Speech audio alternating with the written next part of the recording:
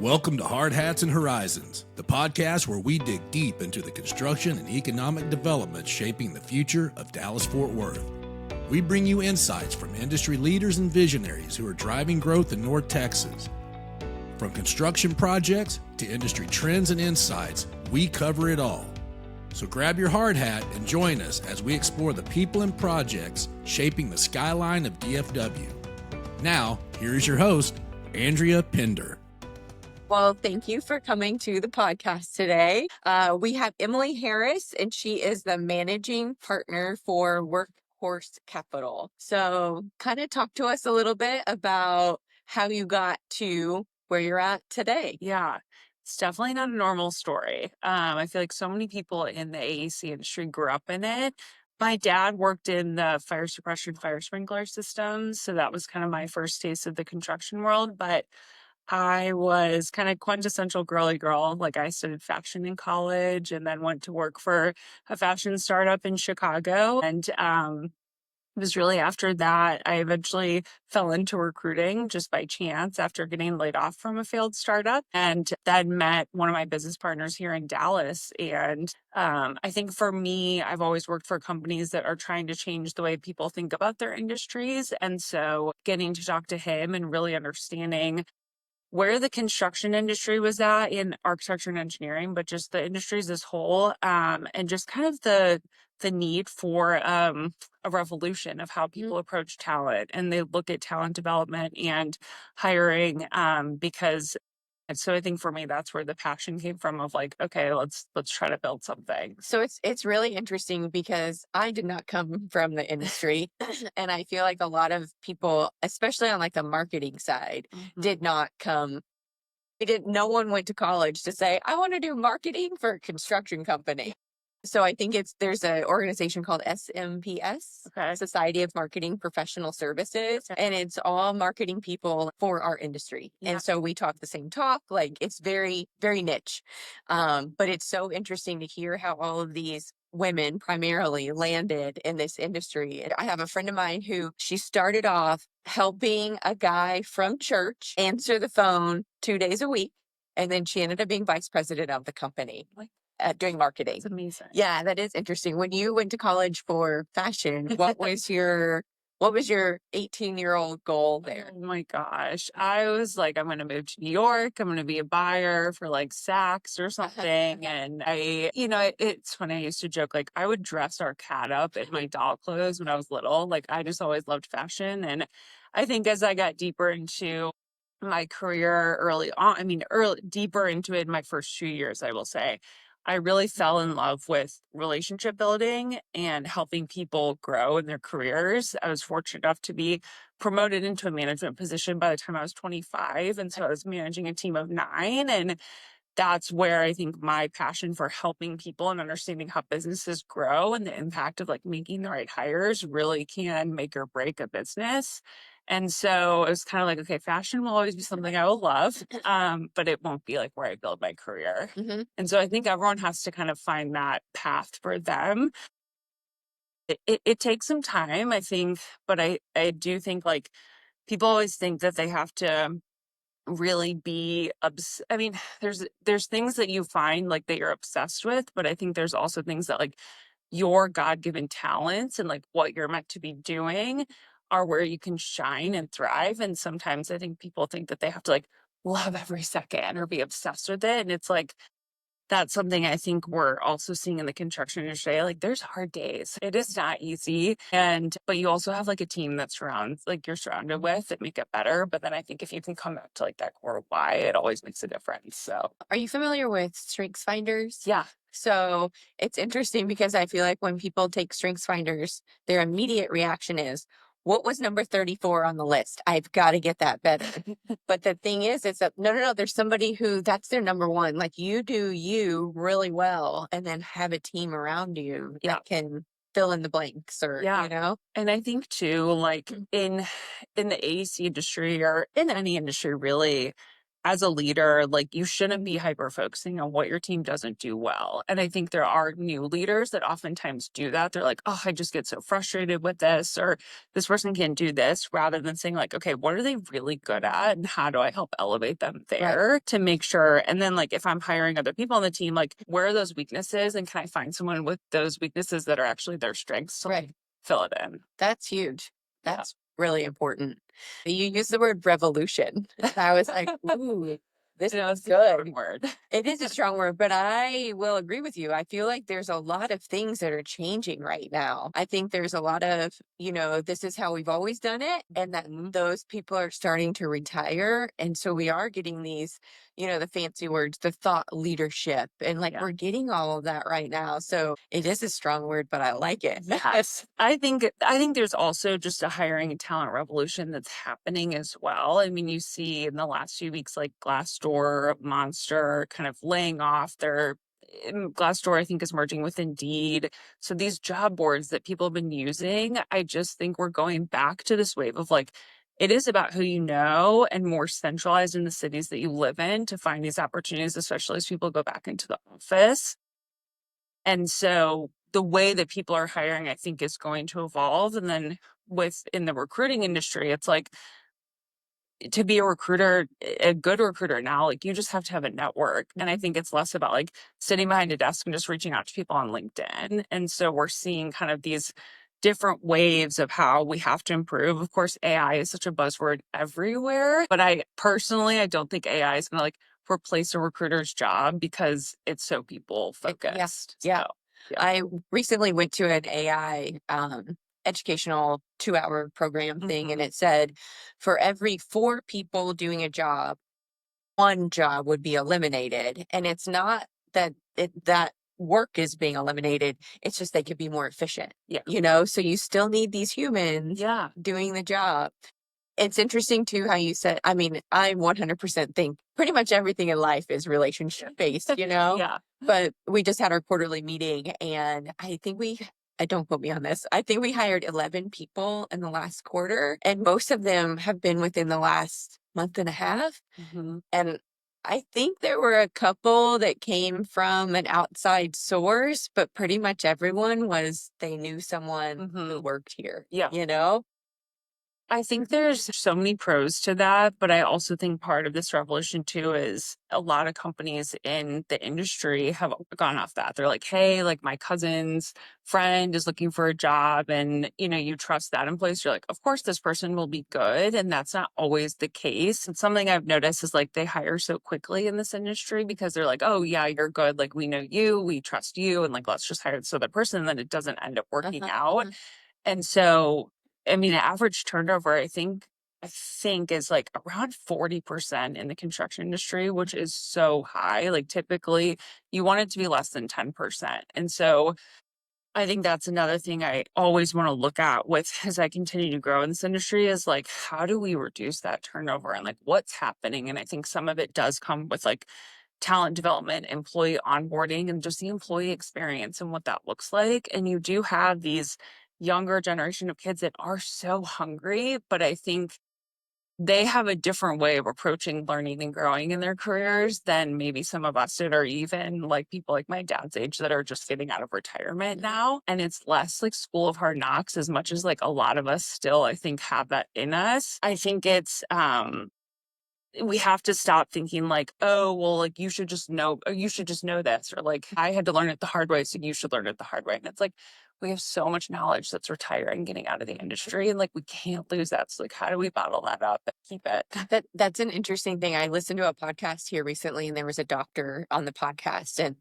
and the interviewer said something like, well, do you really think that the people who are doing surgery should be up for 48 hours, And she was like, yeah, that's part of it. You have to go through it. Because since she went through it, she wants everybody else to go through it. And I'm on the opposite side where, hey, I went through this. Let me tell you how to do XYZ so you don't have to go through this. And, like we don't need to continue this for the next 50 years. Let's nip it in the bud and move on. Yeah. One thing too, though, I think that I hope never changes. And I actually was meeting with a client in the financial side of like more real estate development, but they were talking about and she's a partner now, and she's been at the company for 15 plus years. And she was like, I just always have had the mindset, like, nothing is beneath me. Like, I'm going to do any single thing. And I just think, like, if you have that mindset, like, no matter what stage you're at in your career, if you're willing to do anything and just like pick up the slack if needed, or,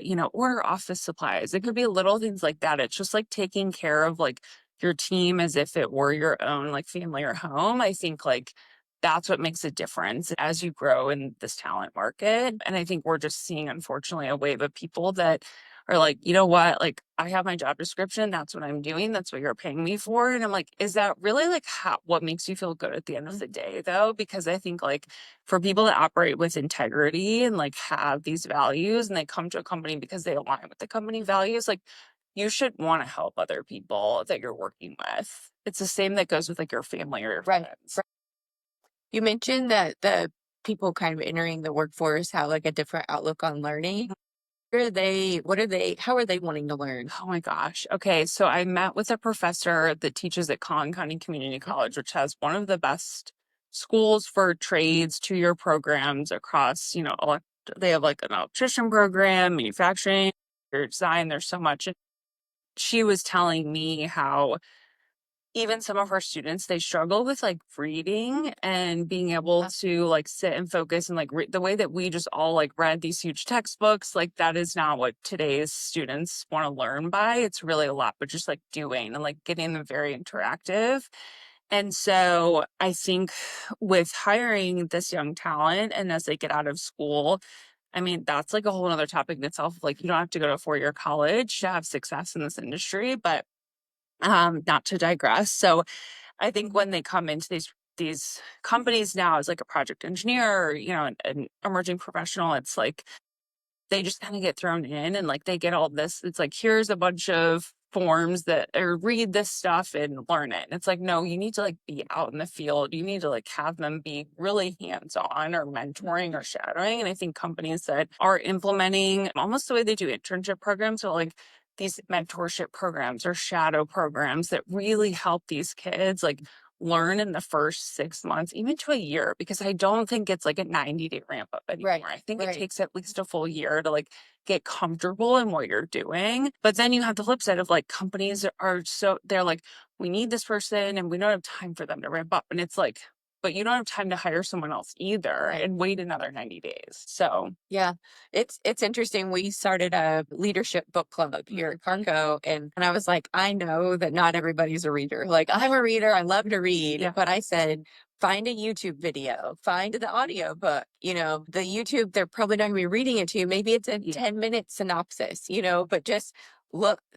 Get the information however you like to digest the information, because I would rather have you participating than not. Yeah. Yeah. Another thing she mentioned too is kind of related to the textbook and reading thing is like people's attention spans are just so much shorter now than they were years ago because of, you have a work phone, but then you have your personal phone sitting on your desk and you're like, oh, let me just go scroll TikTok or Instagram for a few minutes. And then you get sucked in and it's just, there's so many distractions today, unfortunately, that I think it's like, how do we make sure that people are engaged in what they're doing at work and excited to be there, that they don't feel like they have to pick up their phone every 5 minutes to take a break? That's really interesting too, because I mean, like when my dad was in school, I know there was reading involved, but that generation was also hands-on. Let's go work on a car. Let's figure out how to fix our own air conditioner before we call the guy.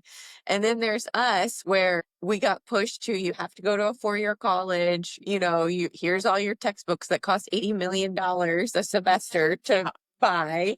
And then now I do find that, I mean, even me, I'm like, I want to learn how to tinker on stuff. Like I keep saying I want to get like a project car. I know nothing about this, but I want something pulling on a train. And then it takes me 3 years to put together. But because when was the last time we worked with our hands? I know. Never. It just doesn't happen anymore.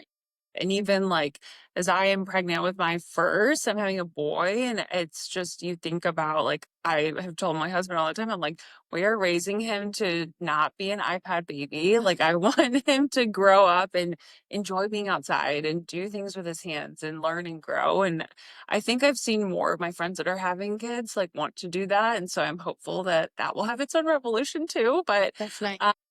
I agree with you. I mean, I think it's just we've gotten so sucked into the world of social media and these distractions. And so it's like, how do we engage people? And I think that also comes from company culture. And to me, company culture comes from like a combination of the little things, not just like people sitting in a room saying like, we need to improve culture. And how do we do that? And it's like, you can't do that. Like, you can't just do it overnight, but it really does stem from like the little things, like the book clubs, or as little as celebrating people's birthdays or just acknowledging it.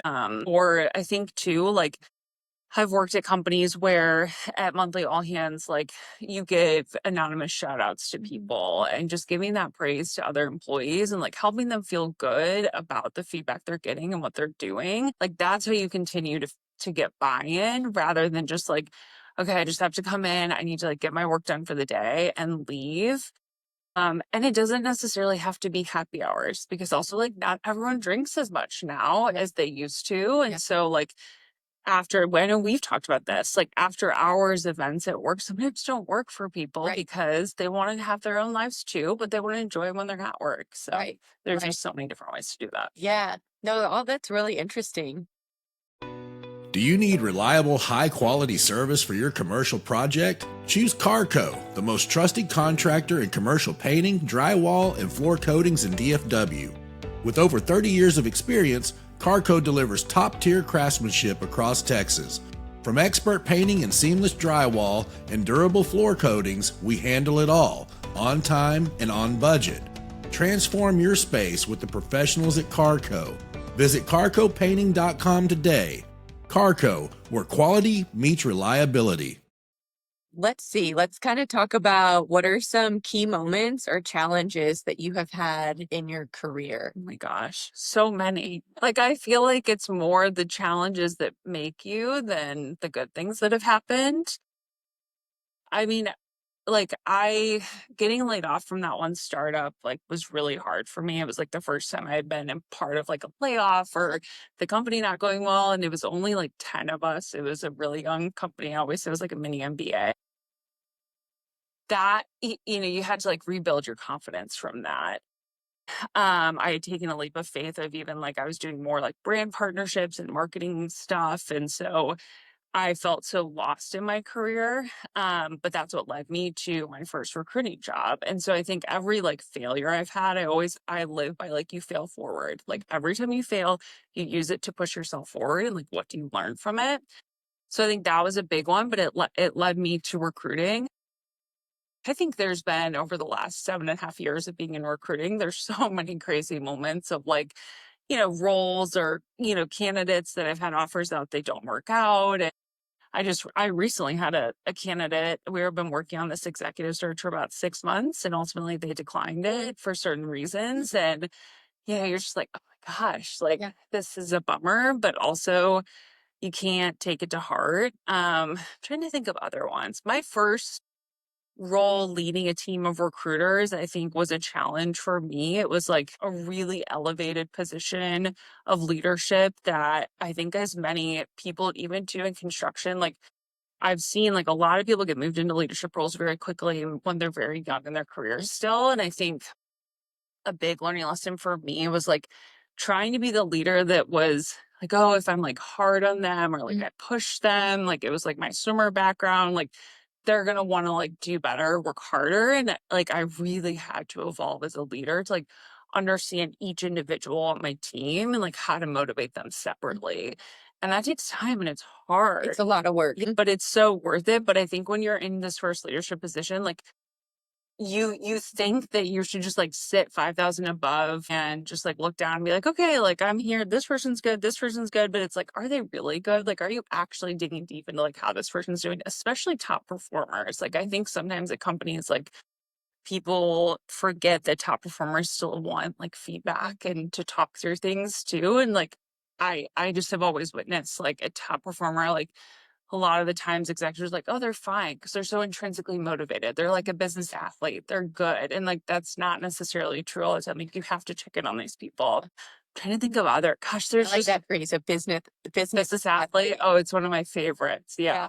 Yeah. So, but there's a lot of fail forward moments. I probably I'm like blanking on a lot of them right now, but I think no matter what, like all of them have stemmed, like the challenges have stemmed from like learning new industries, feeling like imposter syndrome, especially coming to the construction industry. And I think that's been a huge challenge for me, a fun challenge though. Like it's like, why not challenge yourself and learn something new? And so I think there's still days where I can't ever forget my first time I went to a job site. I was wearing white jeans, white white boots, and I showed up and I think they thought I was lost. Like they were just like, "Are you okay? Like it's kind of muddy out there. We're gonna be walking." I was like, "I'm good. Trust me. Like it's fine."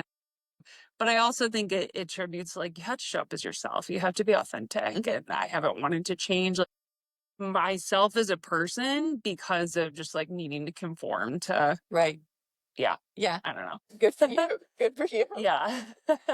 What are some things that have motivated you along the way? Oh my gosh, I think that your why always will change. I never say that, or I always say like you're never gonna have one why for the rest of your life that's like always gonna remain the same because you have seasons. Like obviously starting a family for me, like that's a huge motivator for me right now. But I think it Oh gosh, like I think what motivates me is like I just always want to do good work and I want to be proud of the work that I do. I never want to like look back and be like, oh, I could have done this or I could have done more. So that I think motivates me. I think I just am really motivated by like helping other people and like making an impact on other people's lives. And because I've always been really fortunate to have amazing leaders that have pushed me that like I hope that I can do that for other people too. Nice. Let's see. Those are probably the biggest ones that I would say like that have kept me going. I think early on in your career though, I feel like a lot of us are this way. Like early on I was so motivated by like getting praise. Like I just wanted to like know that I was like making my boss or like making the executive team proud. And like I lived off of that feedback for so long. But unfortunately, I think what happened was like you do kind of get to a stage of burnout with that because you're like, no, you have to learn to do it for yourself. Right. Like you're not, yes, you want to do it for the team or the company, but like I just, that validation was something that fueled me so much. I think in performance roles like sales or whatever, like it's higher, but I think there comes a point where you have to like learn like really internally like what fuels you because you can't just rely on like your boss telling you good job. I can remember years and years and years ago, my boss coming to me and he was saying, so and so, he just wants me to always tell him he does a good job. And he was an engineer, and he goes, but he's paid to do this job. So why do I have Yeah. to tell him he does a good job at it? Yeah. And I was like, so people need different Yes. validation. You know, I'm like, tell him he does a good job. Like, put it on your calendar. Like, tell him. And so he was just like, but that's just weird. And I'm like, no, you guys are just different. Yes. Yeah. Oh, for sure. I mean, yeah. I think you were starting to kind of go into this next sect of mentorship. Where has that played a role in Oh my in your gosh. life, in your career?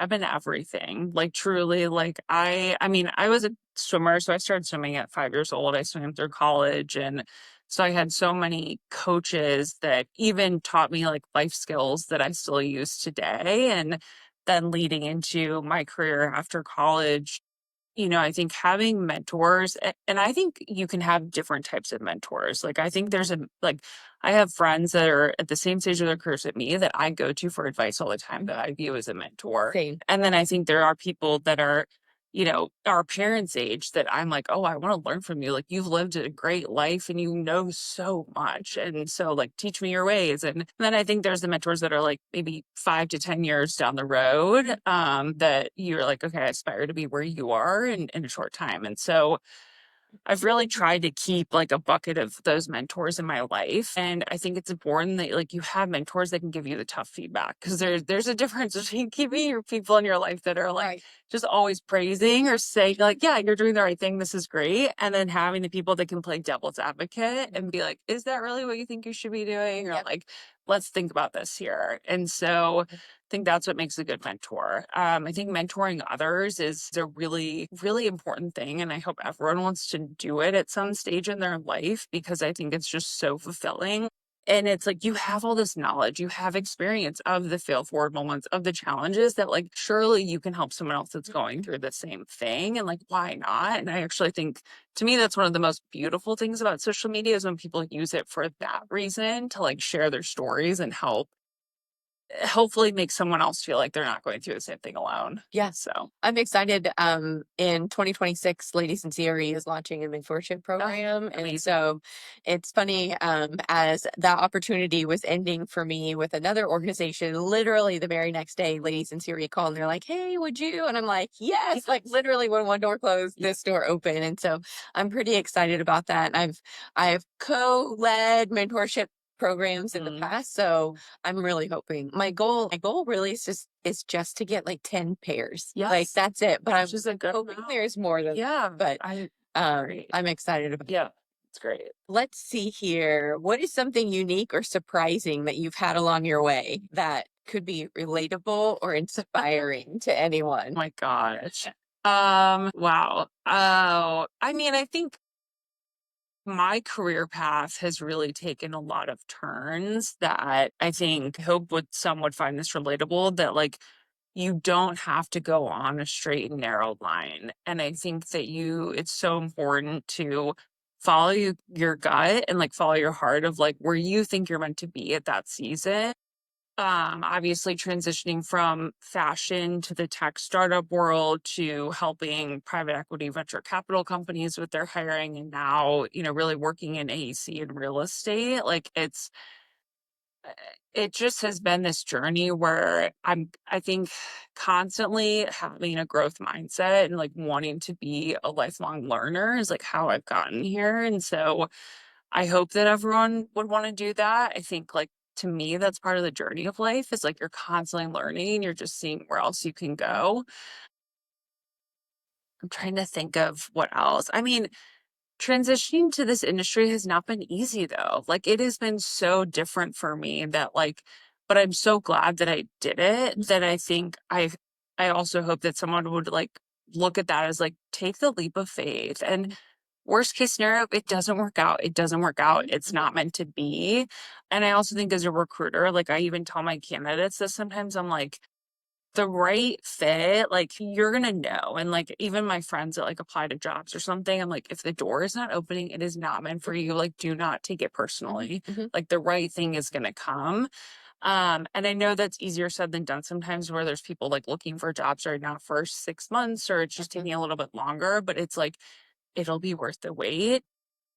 Cause I had a few jobs that were horrible decisions. That like I had one job I was in for maybe a very short amount of time in between leaving fashion before going to another startup. And it was like I knew immediately the first like 2 weeks it was not going to be the right fit. And I tried to stay and like push through. You have to find the right home for you. And I just remember being so miserable. Like I would go home and just cry at night. Like it was just like, oh my gosh, what am I doing? But I think if you can tell yourself, like if anyone's ever in a tough situation and they feel they made the wrong choice, like I always tell it like this is temporary. Like this is temporary. There is another time coming or another chapter coming. And I think sometimes people feel like it's the end. They're like, oh my gosh, there's nothing else. And it's like you have to just continue to tell yourself it's temporary. Right. Yeah. Oh, that's good. That's good.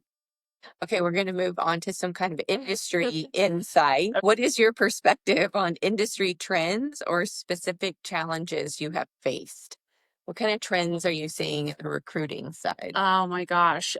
So I would say trends with hiring right now. I mean, everyone wants good talent. That is like, that's not the writing's on the wall there, but I think everyone wants good talent and it's really hard to find. And I think it's hard to find because there's a few different reasons, a few theories I have. One, I think you have amazing talent that's not looking to leave their company. Like typically you see passive talent. Sometimes they're like open to having a conversation. Let me see if the grass is going to be greener. And something I've noticed, like people are very loyal, like when in this industry, if they love where they work and they're good to them, like they're not going to leave, which is amazing. I mean, that's what you want. And so I think really, really great, like all-star talent is just not looking to leave. I think that there are companies, and I tell some of my clients this at times, like there is good talent that is looking for a job that maybe got impacted by a layoff. Like we know there are companies that have unfortunately had to do layoffs or reductions in force this year. And it doesn't mean that they're not going to be an amazing player for you. I also think that if someone is like, someone could be like a C plus or B player at one company and go to another company and thrive and be an A player because of that environment shift and just that culture. And I think that was, I mean, as a recruiter, like that's my job to be able to match those personalities or those types the right way. But I think that there's a resistance that hiring managers like just want this amazing all-star talent and they don't want to have to develop like a B player into an A player. That's interesting. But there's so many good people out there that B players can become A players. And you can't have a team of all A players. Like the Patriots were not going to have all Tom Brady's. Like that's not possible. And so I think having people shift their mindset of like also developing into training their employees and helping them develop and grow is so important to having those people. Trends. I mean, people are definitely hiring. It's just they really want the right talent. So yeah. I like that. What are some of your future goals? Oh my gosh. Have the baby.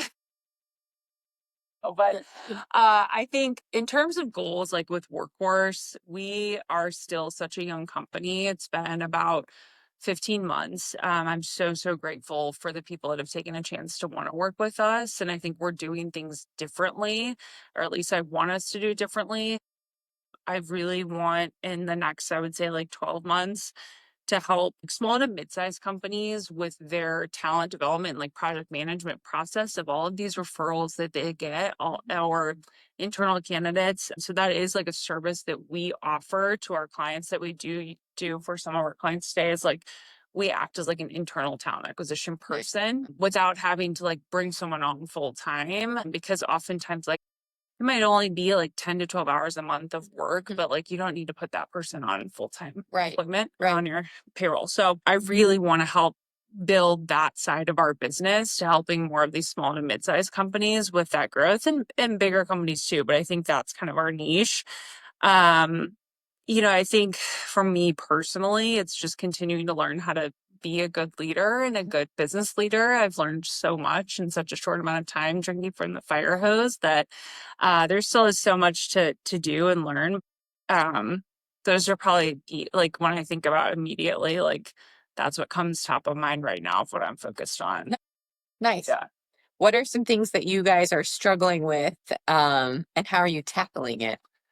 Oh, I mean, this is probably just across the board, even from talking to other recruiters right now, is just finding the right talent and where to find it. To my point earlier, it's like you're not able to just sit on LinkedIn and reach out to people anymore. Like that's not, or like, and so I think for us, it's about getting really creative, but also putting ourselves out there to go to more networking events and really just meeting people live. I hate calling them networking events because I think it's just in this industry, it seems like it's so much more, it's so relationship driven that it doesn't feel like networking to me. But that's another goal too, is like heading into 2026. Like I would love to be able to have like more Workhorse branded events that we're hosting. And so, yeah, that's something that's on my list too, that I would love to even like pull from like the hiring managers or executives that we work with and have like panels where they can come and talk about kind of their thoughts on the industry and anything like that. So that's I'm kind of putting that out into the universe now, I guess. I like it. So I'd say that. Okay, we're going to get personal here. Okay. I read some of this information, so I want to hear more. Yeah. What are some of your hobbies outside of work? I'm a big runner. So I Yeah. So when we talked in person, you're like, oh yeah, I was a swimmer, blah, blah, blah. And then I read your intake form. Okay, folks, she has completed 18 half marathons and 3 full marathons, the Chicago Marathon twice and New York City. Those are big deals. Thank you. Yeah. I fell into running because I was sick of being in the pool. So Okay. yeah, it came, I think I was like in my mid 20s, or it was a little bit after college, but I gave myself the goal to run 5 races in a year. I ended with a half marathon, and they always say like when you catch the running bug, like you're addicted. So that was really what catapulted it. I run, so all the 3 marathons I have run, I've done it on behalf of a charity called Immerman Angel. Okay. So basically what Immerman does is someone's going through, let's say, breast cancer, they match you with a survivor of that cancer that can help be a mentor to you as you're going through it. Nice. Yeah, my dad's a cancer survivor, and then my mom is a cancer research nurse, so it is like super close to home to me. And I'm like, if people can go through like chemo and all of that, like I can run 26 miles and like fundraise for them. So that's kind of how I got into the marathons. And now I do want to run all 6 world majors. That's the goal. I also, it was really crazy. My second Chicago Marathon, I got picked to be on a Nike ad that was like on bus stops in Chicago. Yeah. And so it was the year that Serena Williams, but it was the Nike ad that Serena Williams was like, it's only crazy until you do it. That's crazy. And so on the ad, it was like, run all 6 majors and win a marathon and all these different things. So I'm kind of like, okay, now I need to do that. Yeah, that's out there for everybody to see. Yeah. Have we talked about the sport that I found called swim run? No. During COVID, when everything shut down, my husband and I decided to start training for triathlons. Okay. We'd never participated in any of these things. We'd never done a race before our first triathlon. And so I did 6 Olympic distance triathlons, and I hate the bike. I hate the bike. And so finally I was like, I've done this for years. Like I've given it my try. Like I'm done with the bike. Yeah.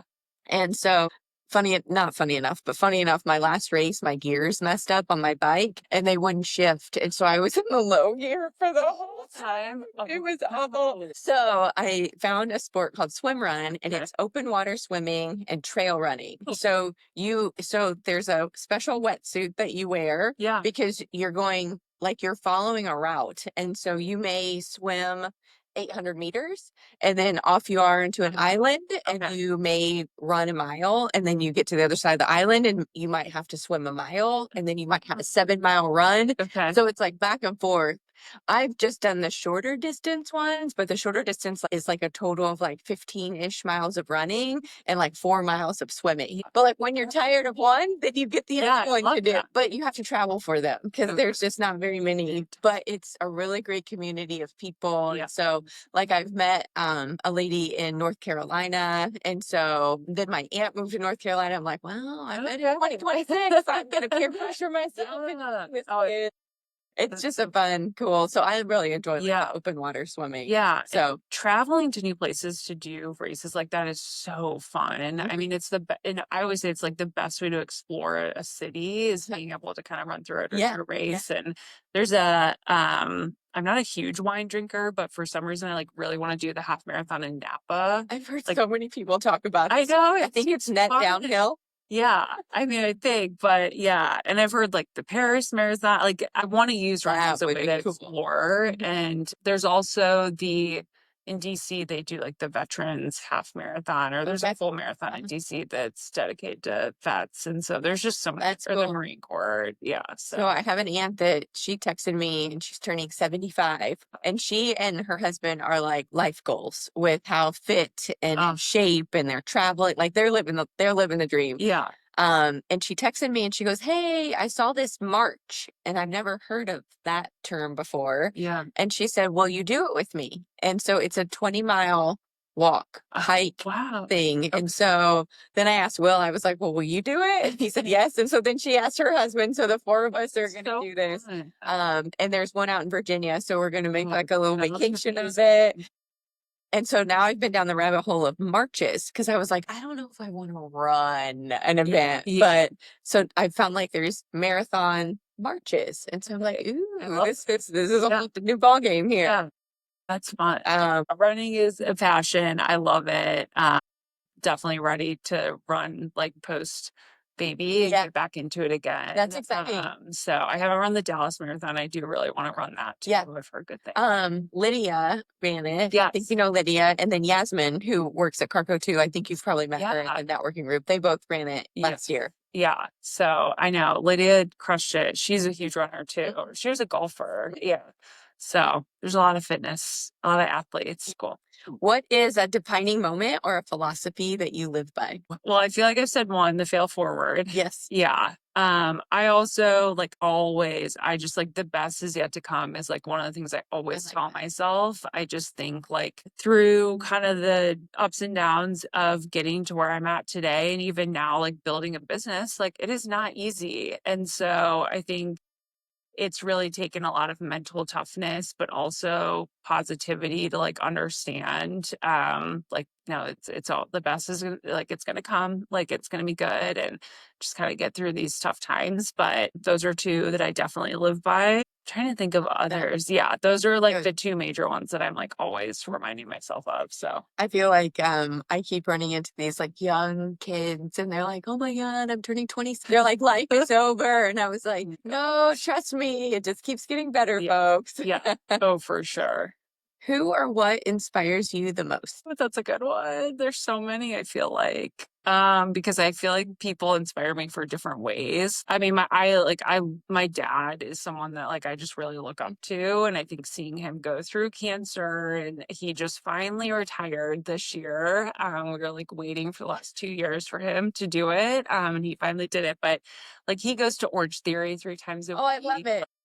Seeing him kind of like build back up after going through having cancer. And I think it just really changed like his outlook on life. And so like for me, it's like kind of where a lot of my mindset comes from of just like seeing him go through that. So I think that's a big one. There's like, I feel like I am always like, I'm a crier when I watch movies and like, I love like any story about an underdog or like people that push themselves into uncomfortable situations and like they're made fun of or they like, aren't the most talented one, but they like push through and like they become the best. Like I just really resonate with stories like that. And like I have so much more respect for people that have gone through those trials and tribulations than people that like have just like natural talent. And maybe that came from like my swimming background. Like I don't think I was like naturally talented. I was, very, very tall. And I think I like had some sort of gift to it, but I had to work really hard to get to where I got to. And so I think like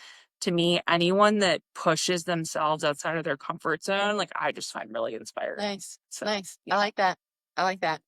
Okay. Quick fire round. Okay. If I can make it quick fire, what is the last book that you read? Oh my gosh. Well, it's kind of embarrassing. It's the girl, and I'm blanking on the name of it, but they're making a movie out of it. It's like about like the house. Oh yeah. Yeah. It's like murder mystery. Kind of thing. Those are good, quick, fast ones. Yeah. I think we've read a lot of those. Yeah. There was one that I just, is that Frida McFadden? Yes. Yes. Yeah. I just read one like basically like yesterday. Not really, but I feel like you can read those like in one day. They're quick summary. Yeah. A friend of mine calls those popcorn books. Oh, I love because you could just make some popcorn, eat popcorn, and your book is done. Yeah. What's your favorite quote? Gosh, that's a tough one because I feel like I have so many like saved in my phone and like screenshots.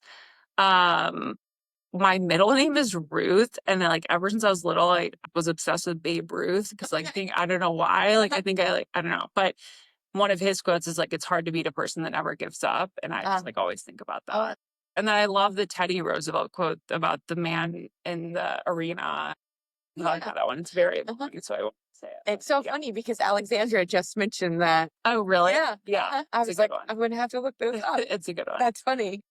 What is a skill you would like to learn? I